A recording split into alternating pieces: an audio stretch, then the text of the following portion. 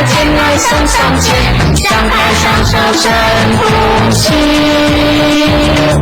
抬抬我的脚来抬抬脚，抬抬我的脚来抬抬脚，等等我的起来蹬一蹬，等等我的起来蹬一蹬，扭扭我的腰来扭一扭，扭扭我的腰来扭一扭，张开双手深呼吸。大家一起来运动。爸爸，为什么每一个人都要运动呢？因为我们人活着就是要动啊。为什么人活着一定要动呢？因为运动才会健康，身体才会好啊。小朋友、大朋友，千万不要忘记哦。每天工作累的时候，就要起来动一动，让你我他的身体都很健康哦。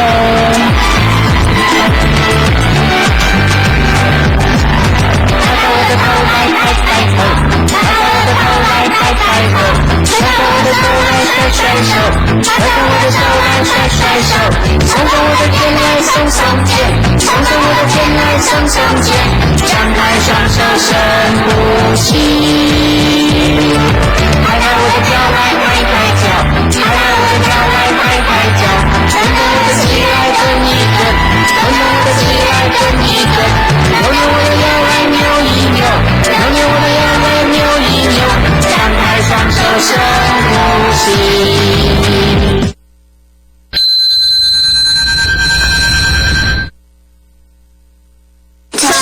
城门鸡蛋糕，36把刀，骑白马带把刀，走进城门画一枪。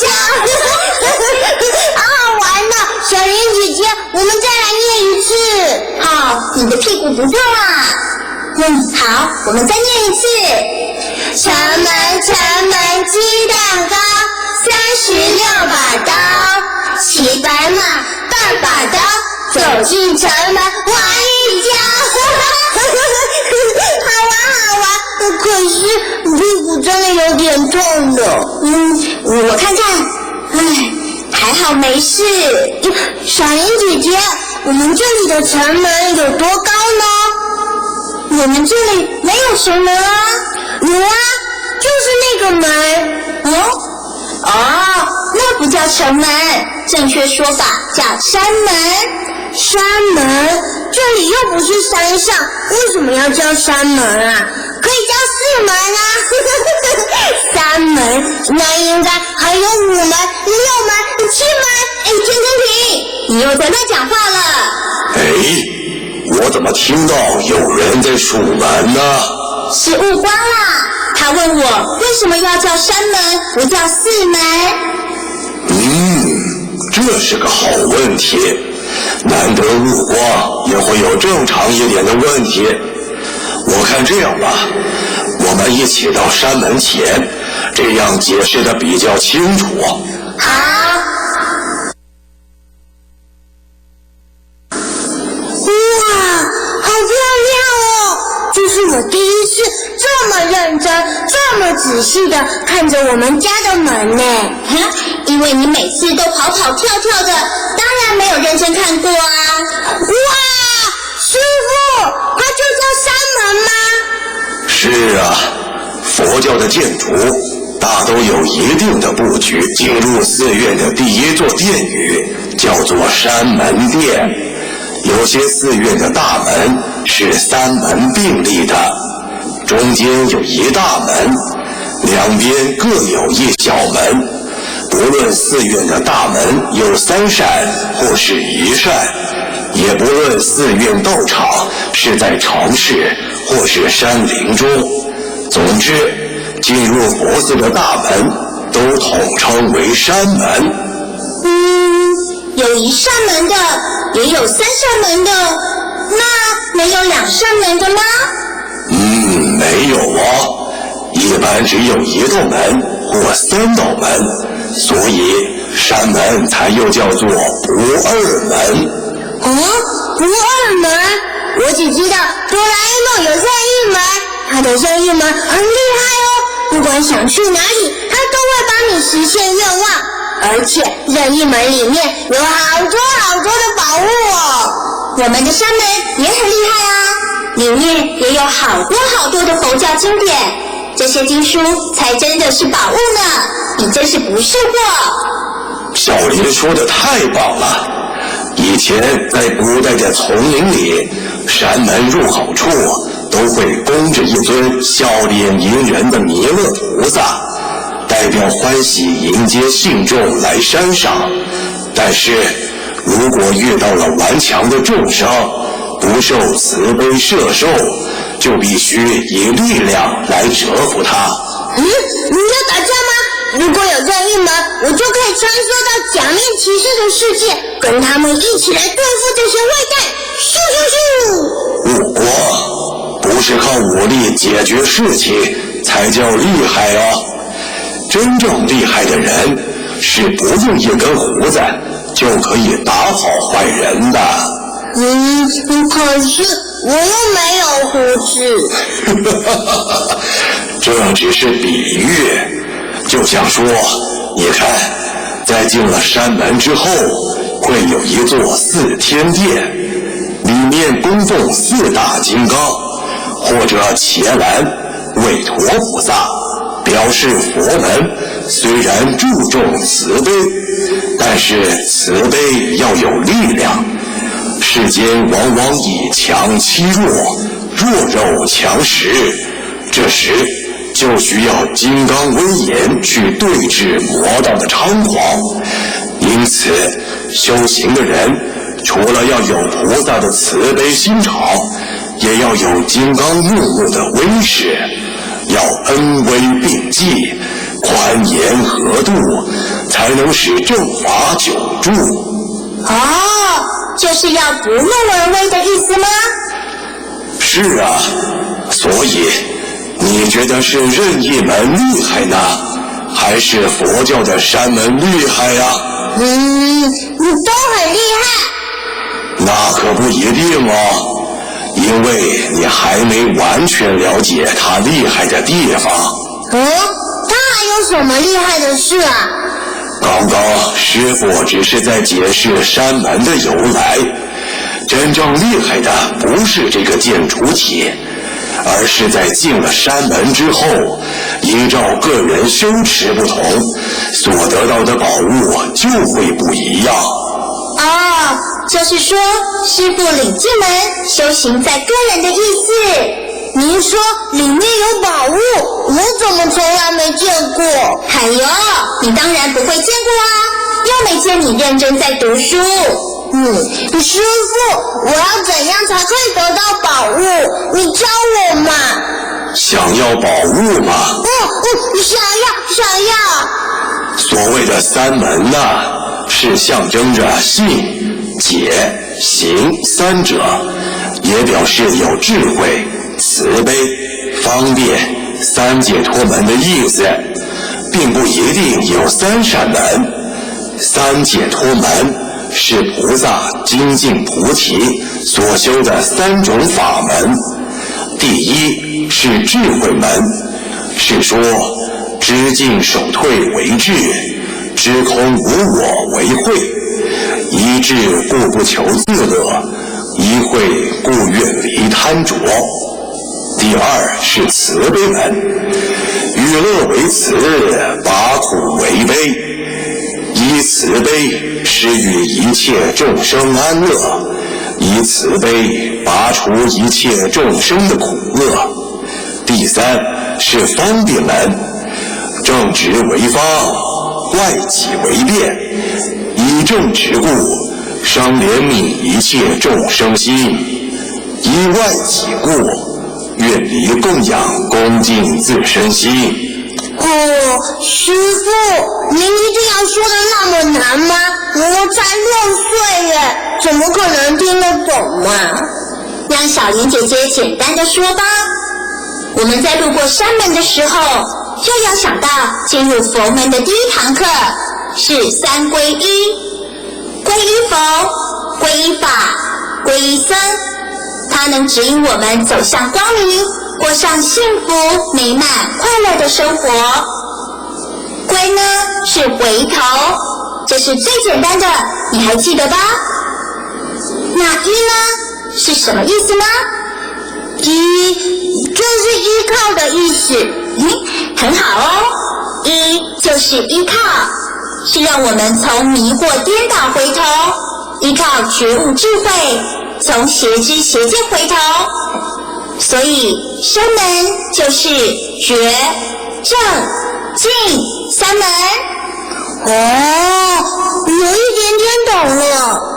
佛教在山门的解释上还有另一种说法哦，是说寺院或道场是持戒修道、求取涅槃的人居住的地方，要通过3种解脱的方法才能进入，称为3解脱门，就是空门、无相门和无作门。这是要进入佛教的人应该要具有的心意。师父，你有进步哦，这样说简单多了，这样我就听懂了。好了，我们差不多该进去了，晚课的时间也到了。不过要入山门还有一点要注意的，山门是由凡入圣，由迷到悟，是世俗进入佛门的象征，为免入宝山空手而回，所以学佛者应该将习气留在山门外。哦，好，我知道了，我的坏脾气不要进去，就留在门口。现在开始，我要好好的念佛，上课也不要打瞌睡。有一天，我一定会得到藏在山门里面的宝物的。小玲姐姐，到时候我再借你玩。是啊，祝你早日得到宝物啦！好了好了，我们走吧。小莲、悟光，一起进去喽。好。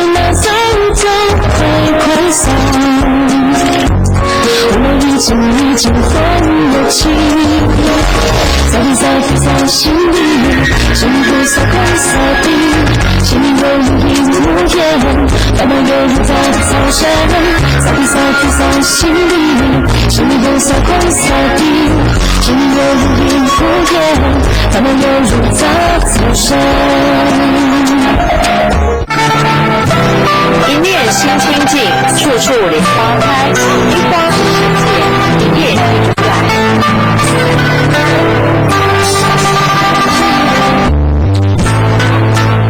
18法界借着电视以及网络无远佛界的传播力量，做法的布施，让佛法传播的更深更远。除了发挥教育以及文化的功能之外，也提供了信众平日或者是退休之后修行佛法的场所，让您如沐在佛法安详的喜悦中。任何佛法事业都需要大众发心布施，您的布施供养能让法音源远流传，一切福报功德圆满成佛资粮。划拨账号42274784，42274784，户名18法界基金会。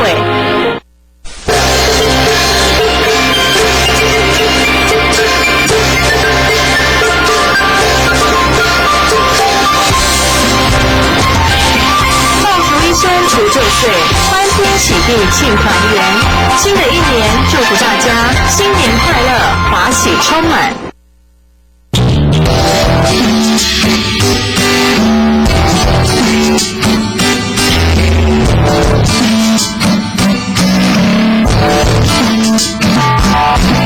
莲花朵朵飘，飘向极乐界。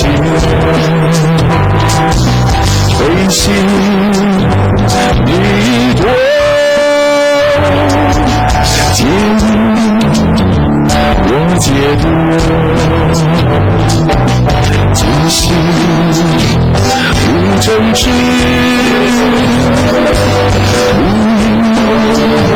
虚非实，心底一株花，茶香几乐不。阿弥陀佛，明心明心，自见自心佛。阿弥陀佛，见心见心即见心佛。佛在心中。慈悲为怀，尽心一佛，自信弥陀。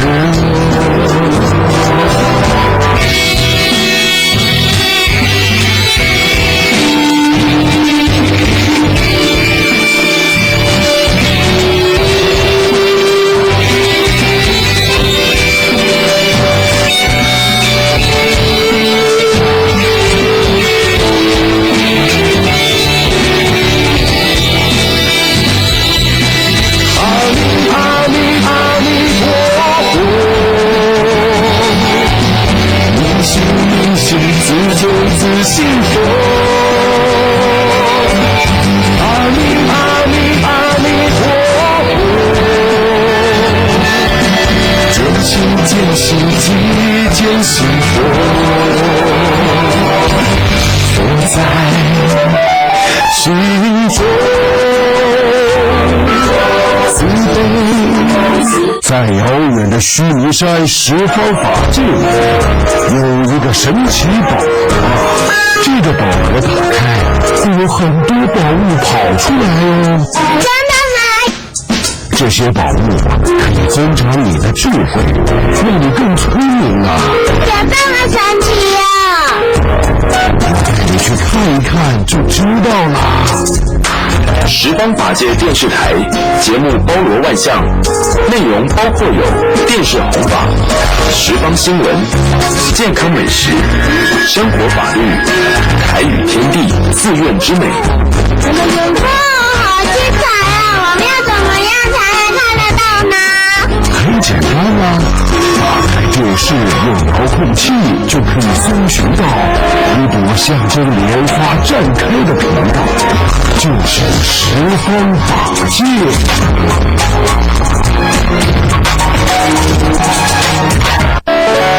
逆境来时顺境因，人情疏处道情亲。梦中何必真人我，放下身心见晴空。十方法界客服专线07231825，07231825。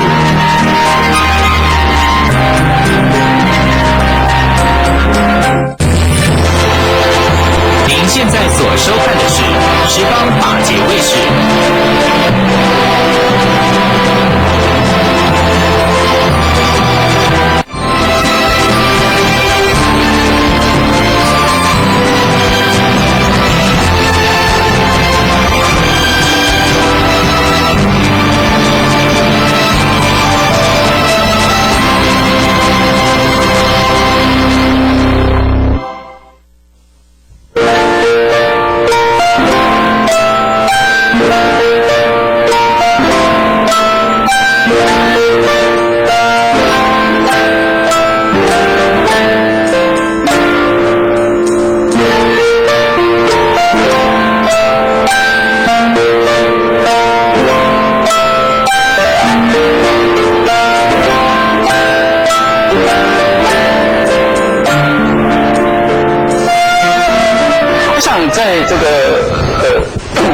教育，在你的人生经验这么的丰富，不一定是教育的过程当中，在你的这个生活经验当中，你可以看得到说，这个部分，你刚才去布施的时候，你在突然看到你在路上也很多举很多例子。之前有一阵子就是说，发现到这个假的这个乞丐的部分因为他可能是被一些利益团体利用，这个情形也有。可是我不晓得你所看到的例子上来，可以跟我们分享在，或是你布施，或是对看别人的布施的这些类似例子。主席、各位同学，大家好。今天我们讨论到《金刚经》里面所讲的行于布施，我个人觉得对布施有几个看法。第一个，我们在布施方面的话，应该大家是有一颗真诚的心。第二个呢，我们要量力而为，要考虑自己的能力。第三个呢，就考虑到在布施方面，我们自己要有智慧，也就是刚刚主席所讲的。像我们现在常常到医院去，有些人就推销这个铅笔，然后他又有这个慈善团体发给他的证明，种种。但后来我们在电视里面看到，揭穿了以后，这个根本就是像一个诈财集团一样。他雇佣很多人来推销铅笔，这些慈善团体也就是他自己立了一个名目，那么实际上并不是在做慈善的。所以我们在这方面，我们自己要有智慧，因为有一些是诈财的团体。我们如果说我们布施了，到最后觉得自己被骗了，好像我们自己是傻瓜。所以我们这时候就刚刚讲到，就是说要有点智慧。同时在布施这个方面的话，我们很重要就是有一颗爱心。当然在国外的话，我们看到他们也许从小或者学校里面，他们就有很多的这种做法。像你现在要去申请美国一个大学，除了你的学业成绩以外，他还希望你写出一些经历，比如说我有参加什么样的活动，让学校方面感觉你是一个对社会、对人类、对其他人很有爱心的。像我一个朋友的小孩，他在美国，因为他在美国的时候，他也把中文学好了，所以后来那时候有一个台湾的这个访问团，他就参加了。这个访问团就到台湾了，通常都是到山地啊，去为原住民啊加强英文啊、补习英文啊，替他们带活动。那他做了这些的话，他后来他在申请学校的时候，他可以把这段经历写进去。也就是说，在国外他们很重视你是不是有爱心，是不是有布施。这换句话说，就是一个布施的一个实际上的一个有力的作为。那么当然我们在布施方面，我们希望说要抱着一种仁义己逆的心理。前两年我看到一个故事很感动，就是说好像在我们台湾哪个地方，就是大概在前天的时候发生一个火灾，结果有一位男的学生为了救2个小孩，就自己还被烧伤了。而且烧伤的成分是65%，所以我特别讲到，我们有时候还要看看自己有没有这个能力，有没有这个智慧，不然的话，你去救人，到最后自己反而受伤了。那同时，我觉得除了这个布施，不一定说拿财力，或者是刚刚讲的这个法施以外，我们最重要，我们往往对人家一个肯定、一个赞美，对，也是给人家一个非常大的一个鼓励。像我的孙女方面，我到国外去的时候，那2个孙女都有学钢琴。她钢琴只要弹完一个曲子以后，她的第一个动作就是回头看一看你。那她回头看的时候，我们一定要给她一个一个赞美。哎，你看弹得很好，你怎么能够弹得这么好？她听到这个，她就很开心，她就会更认真的去学。我觉得这也是我们不是说对自己的孩子，对其他人也是一样。人家有做了好的地方，我们不吝赞美，我们要给他一个多所鼓励。我想这个我们布施不一定说，哎呀，有的人说我的财力上也不允许。那我觉得说，你应该在精神上给人家布施，应该有给他一个鼓励。那你对他肯定，也许对他就是他前进的一个力量。那我想，我个人看法上就是说，我们自己一定要有这份心，很热忱、很真诚的心去关怀别人。有人曾经讲过一句话：施比受更为有福。也就是你给予别人的时候，你自己就觉得有一种今天过的日子就过得觉得很充足。相对于受的人，刚刚我们这个提纲里面也讲，我们一定要顾虑到他的自尊心，因为在他们来讲，他们相对是弱势的。当他接受到你的鼓励以后，而且你是那么关怀他的话，他是很开心的。那我想，我今天的报告就先到这里好了，谢谢。谢谢。我想我们有时候我们会看到很多慈善团体到这个非洲去救灾的时候，去赈灾的时候，我们会看到这个弱势团体有很多人到了那个现场，小孩子一拥而上。大家看到他们还要什么？因为他们要礼品，或是像铅笔啊，或者是糖果之类。大家看到他们状况是非常的可怜，所以他们就开始那个悲悯心就起来，就一个一个这样给。那当他蜂拥而上，他不知道怎么去给起，那东西就这样子弄，就会有人去当场跟他讲说：“你千万不要这样做，因为你永远没办法救济这些人，因为他太多了。万一你带的东西没那么多，你该怎么办？”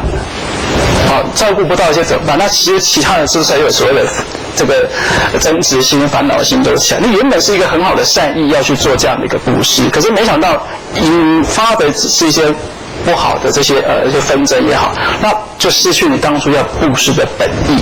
我想，然后有时候我们在这个国际影片上就会看到这样的部分它这都在这个就是所谓当下的。在布施过程当中，他没有那样的智慧所以他在布施过程当中，他就犯了这样一个毛病。他认为说我这样就是布施，可是他没有达到真正实际的效果，那造成也是彼此之间往往拿不到怎么办？我们看到也很无奈。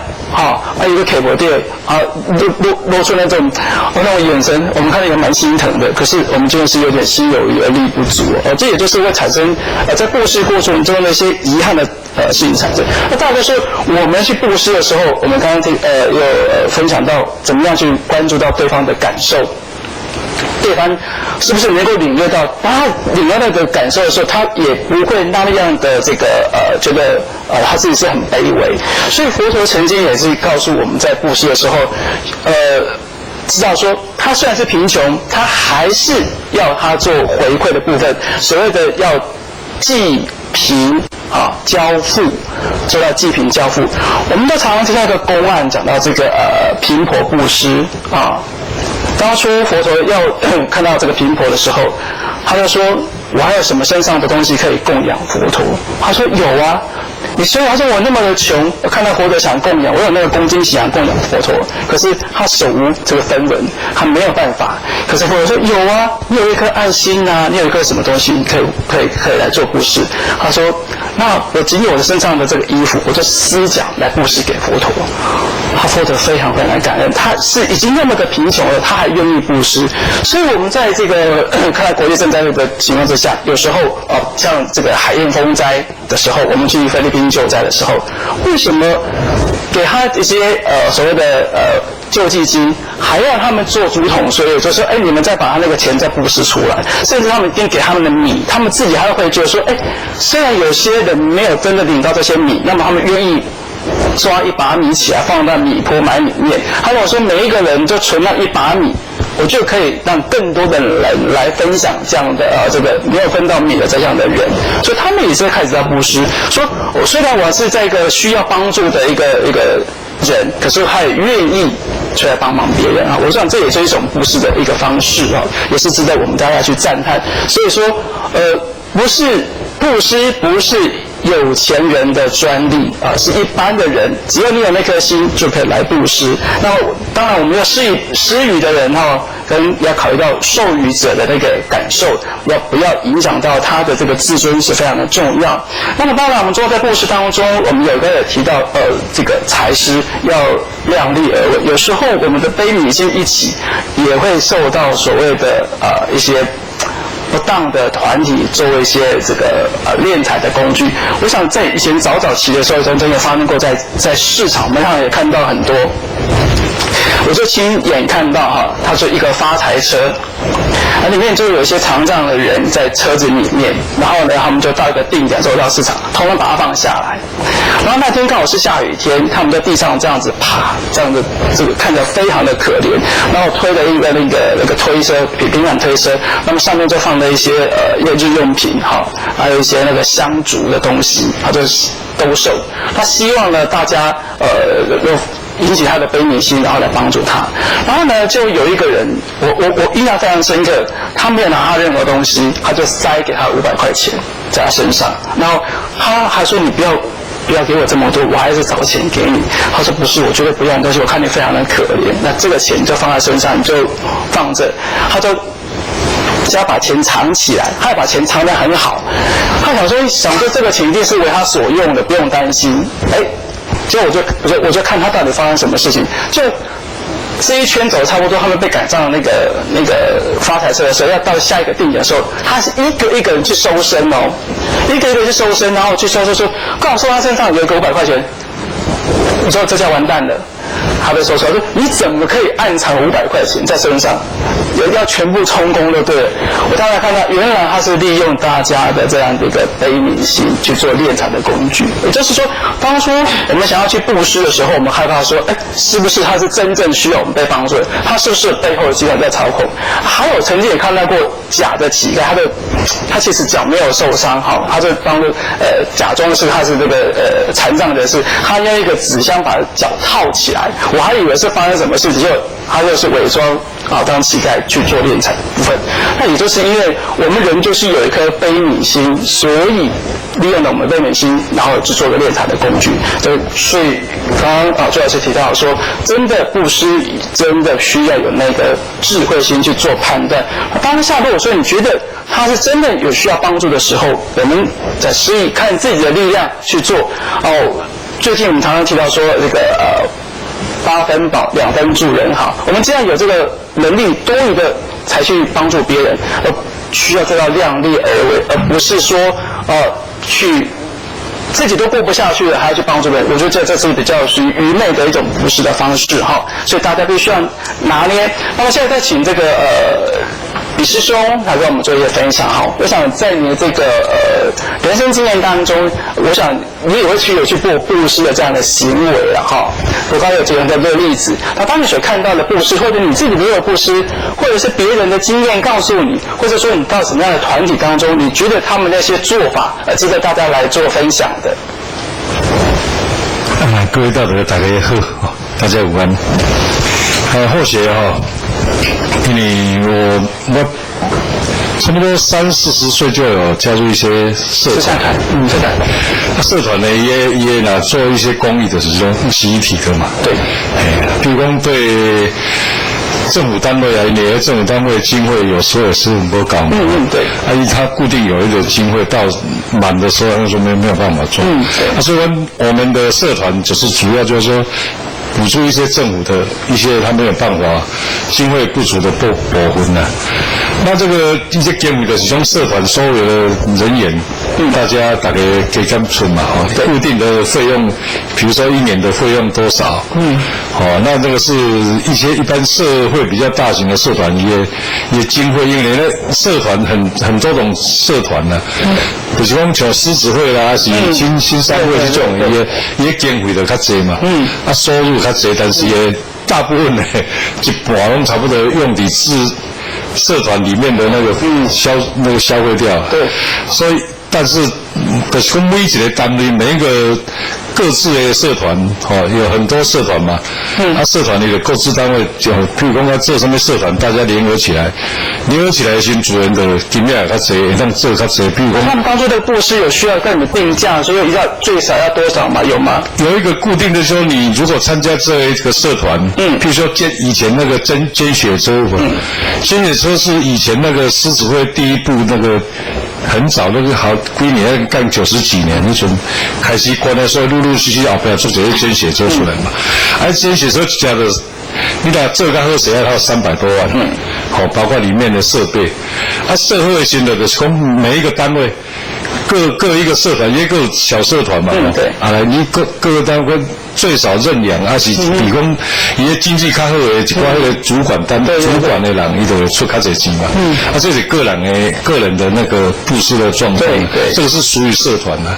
那后面慢慢到目前，到几年前，我从事那个参加一些那个什么对佛那个对的佛教这几百的群看慢慢来讲，在做一些什么慈善会的这些方面，像那个比如说捐血啦，是帮助人家往生的善后的问题呢，就慢慢的说，我们都有固定的一个。这话就是说固定的，他有什么状况，我们就把它安排处理好。其他的这个就不用家属去烦恼。对，这就是说，第一用团体的力量。至于私底下你要看，就是看个人的。比如说我们这个团体就有个人，像那个实际嘛，一个人收1个月收18块，我嘛收照安尼咧行。就是讲随他的因缘啦，有时候。交到尾伊嘛是不一定会交啊，咱但是尽量得一做，尽量配合一些社团，随顺应的。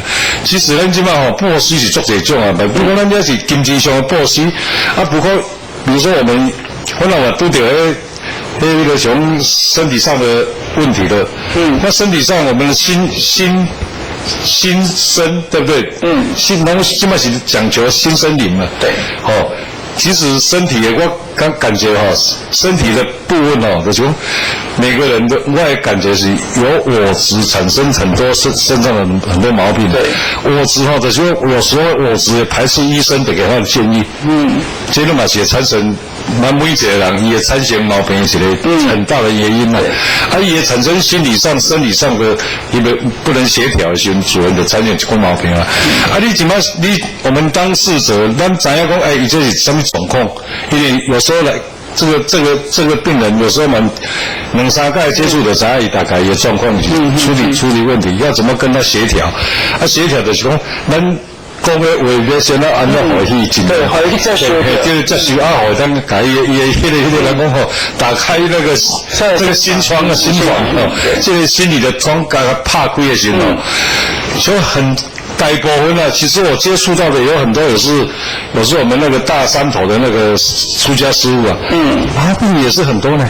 像佛光山的那个师傅，我在现在因为有些佛光诊所有时候都还没有办法处理，还有长庚医院也是没有办法处理。像刚才提到说，我们都知道说这个病人是最难来处理的，因为你要他乖乖吃药，尤其是说像一些比较慢性病患的、慢性病的人这样去处理的时候，你也要给他一些正确法的布施，让他也能够依照你的医嘱去好好去服药然后把他的这个疾病把它救治。对，那就是讲因为那个有所住嘛，那个我执就是有所住，对，就是执着的某点方面但是这有当时有时候也不能怪他了，对要讲呢，伊就是有这种经验的大部分都这边看这边看这边看，这种人你若讲这边看，食一工药无好，2工药无好，3工药，伊这样就去刷一间，这种的我的经验是永远不会好。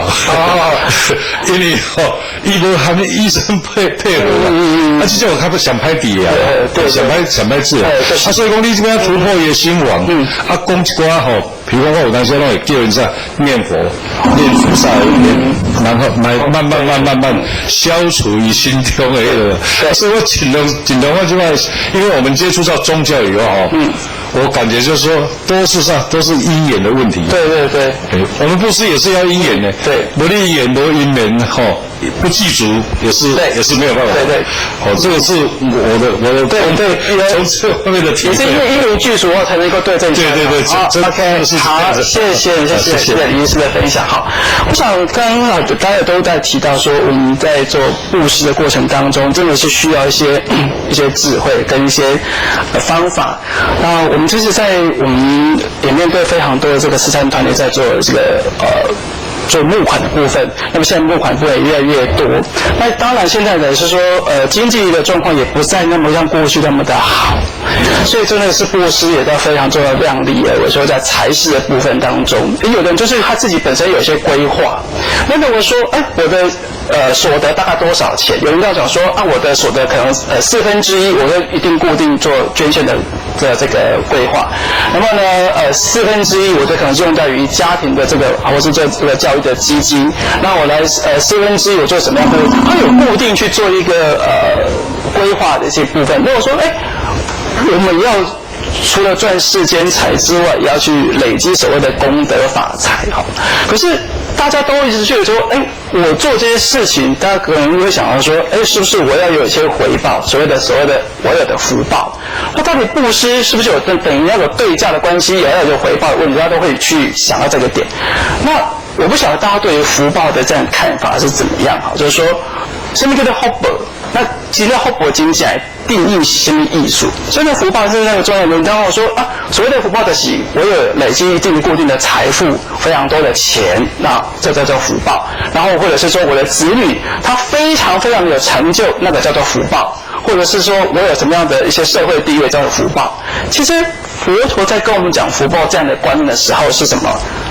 你大事能够化小，小事能够化无。遇到大的灾难来的时候，你能够呢重业轻报，那个才是真正的福报。可是大家我们会有说，我就需要去累积一些功德法财，我今天去做一些法布施，目的是要我自己得到好。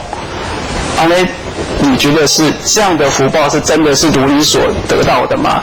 如果有这样的想法，好，那我们请这位爱州菩萨。我想你在你的这个生活经验当中，你也曾经去做说当你其实你在做布施的时候，其实你等下是欢喜心是无以言喻的啦，无以计数的啦。其实我觉得跟各位在座各位比起来，你们的大爱，我的自己真的是小爱。因为我从以前20岁的时候签了第一张的器官捐赠卡，然后那时候家人非常的反对，他们就告诉我说，人死要全息，你不应该去做这样子的举动。对。但是我觉得说，如果我今天真的不在了，这些东西可以帮助别人，对，然后可能可以造福很多的家庭。我觉得这是一件好事这是很大的布施哦。我觉得说我看到别人快乐，我也会很快乐。对，其实这是可以说是这算是大爱了因为很多人在讲，我们在净土中曾经有说到这样的一个观念就说人要得一个完尸，完好的这个尸体，不愿意碰，尤其是说在中阴身在一个阶段当中去碰它的时候，人会有痛，因为人会有执着。其实他虽然是在往生的时候，在那个当下他是很是说他那个肉身在那里所以说净土中希望说就是助念就好，不要去碰这样的一个大体。可是刚刚这位爱州菩萨讲说，其实人当你的东西来看用的时候，在那个时候你其实是以救人为出发点的这样一个精神。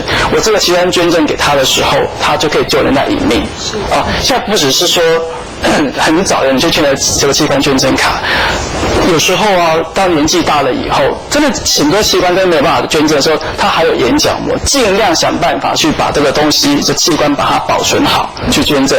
那现在开始因为这一次这个八仙尘爆的问题产生，它需要大量的这个皮肤移植，所以又有人开始提出一个所谓的大体皮肤的捐赠。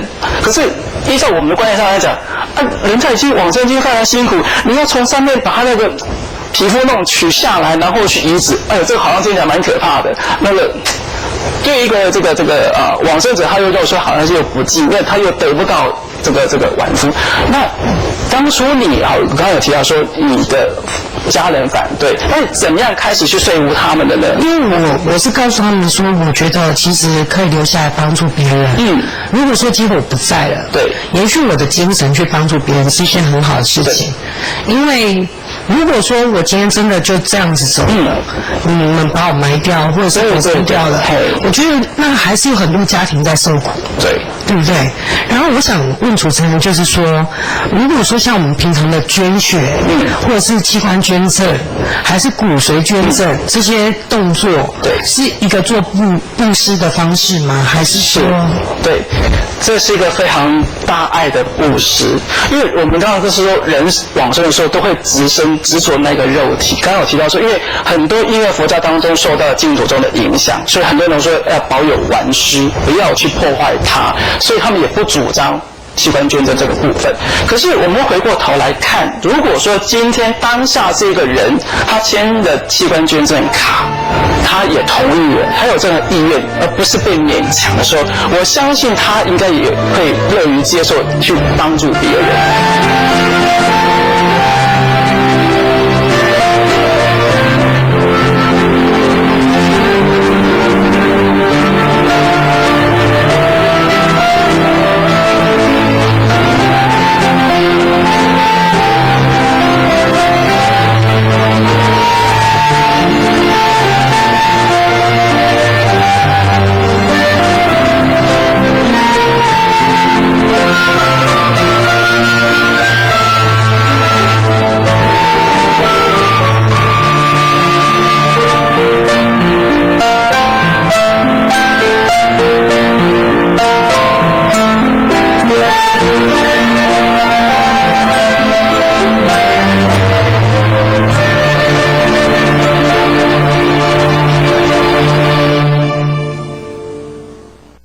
法界借着电视以及网络无远佛界的传播力量，做法的布施，让佛法传播的更深更远。除了发挥教育以及文化的功能之外，也提供了信众平日或者是退休之后修行佛法的场所，让您如沐在佛法安详的喜悦中。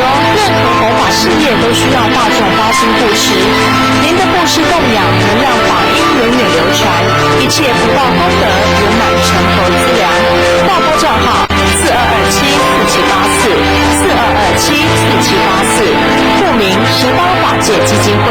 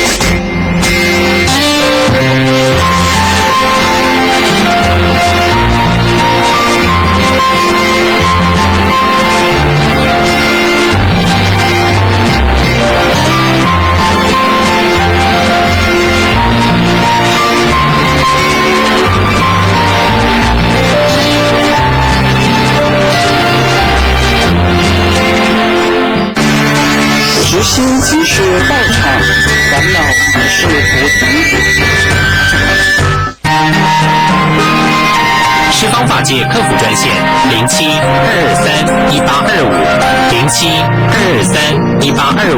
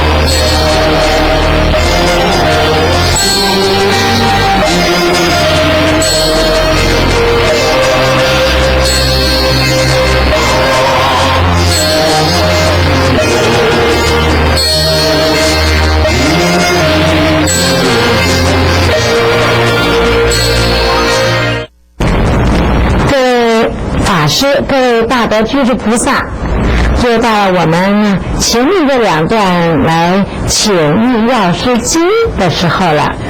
学子们，我们一块呢打开经典，我们先呢来朗诵一下，我们诵读一下呢，我们之后呢再做注解。经文说啊，有虽不毁正见，而气多闻。如佛所说，气经深意不能解了。有虽多闻，而增上慢。由增上慢，辅并心度。自是非他，贤党正法，为魔伴党，不是愚人啊。自行邪见，复令无量，具之有情，堕大险坑。